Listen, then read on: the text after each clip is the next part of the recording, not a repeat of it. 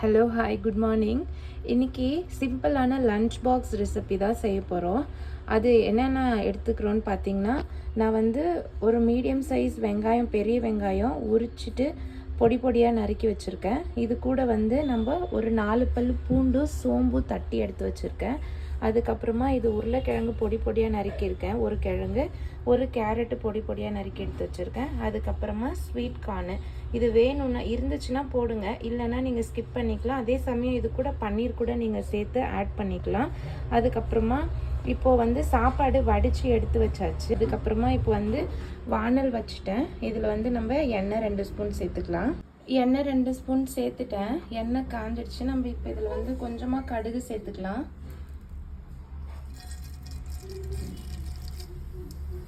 கடுகு போட்டு கடுகு பொரிஞ்சு வந்ததுக்கப்புறமா நம்ம வந்து வெங்காயமும் அந்த தட்டி வச்சுருக்க பூண்டு, சோம்பு சேர்த்துக்கலாம்.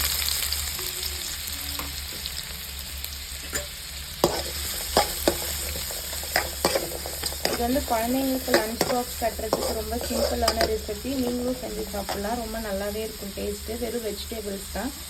அந்த ஸ்வீட் கார்னுக்கு பதிலாக நீங்கள் பன்னீர் கூட சேர்த்து பண்ணலாம். என்கிட்ட பன்னீர் இல்லை, அதனால் நான் போடல. உங்களுக்கு வேணும்னா நீங்கள் சேர்த்துக்கலாம்.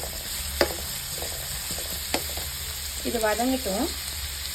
கொஞ்சமாக உப்பு சேர்த்துக்கிறேன். நான் சாப்பாட்டில் உப்பு சேர்த்து வடிச்சிருக்கேன், பார்த்துட்டு போட்டுக்கலாம். கொஞ்சமாக உப்பு சேர்த்துருக்கேன்.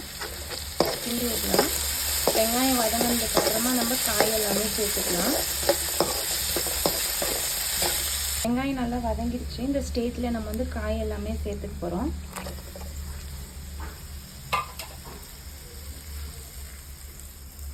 உருளைக்கிழங்கு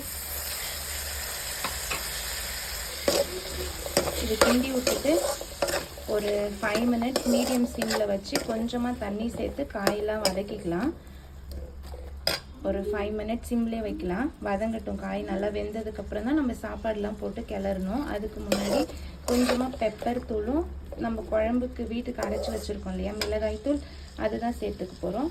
நீங்கள் பாருங்கள், சாப்பாடு வடித்து எடுத்து வச்சுருக்கேன். நான் வந்து இன்றைக்கி பாஸ்மதி ரைஸ் எடுத்திருக்கேன். நீங்கள் நார்மல் ரைஸ் கூட வடித்து எடுத்துக்கலாம். இந்த மாதிரி உதிரி உதிரியாக இருக்கணும். அப்போ தான் கிளறதுக்கு சாப்பாடு நல்லாயிருக்கும். இதில் கொஞ்சமாக தண்ணி சேர்த்துக்கலாம். நிறைய சேர்க்க வேணாம். நான் எண்ணெய் சேர்த்துருக்கால, அது எண்ணெயிலே வதங்கும்.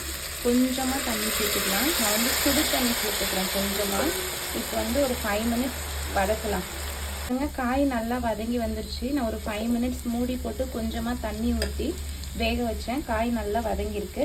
இப்போ இந்த ஸ்டேஜில் கொஞ்சமாக குழம்பு மிளகாய் தூள் நான் இந்த ஸ்பூனால் ஒரு 3/4 ஸ்பூன் சேர்த்துக்கிறேன். உங்களுக்கு எவ்வளோ காரம் தேவையோ அந்த அளவுக்கு பார்த்துட்டு சேர்த்துக்கோங்க.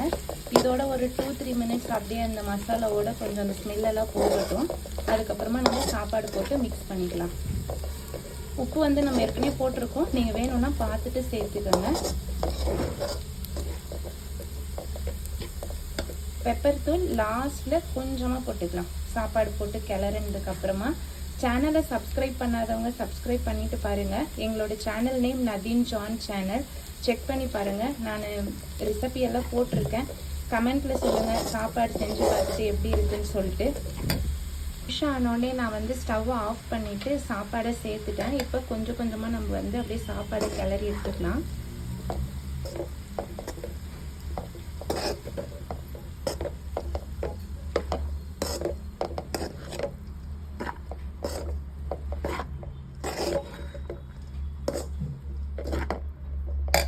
கிளறிட்டேன். இப்போ இதில் கொஞ்சமாக போட்டுக்கலாம் பெப்பர் மசாலா. ஏன்னா ஏற்கனவே எல்லாம் கொஞ்சம் ஸ்பைசஸ் சேர்த்துருக்கோம் இல்லையா, ஜாஸ்தி தேவைப்படாது.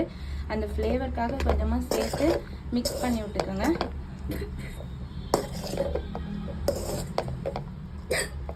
தாங்க கலர்ஃபுல்லான சாப்பாடு ரெடி ஆகிடுச்சு. இங்கே பாருங்கள், நல்லா உதிரி உதிரியாக சூப்பராக வந்திருக்குல்ல. நீங்களும் லன்ச் பாக்ஸ் ரெசிபிக்கு ட்ரை பண்ணி பார்த்துட்டு கமெண்ட்டில் சொல்லுங்கள். நெக்ஸ்ட்டு ஒரு வீடியோவில் பார்க்கலாம். பாய் பாய்.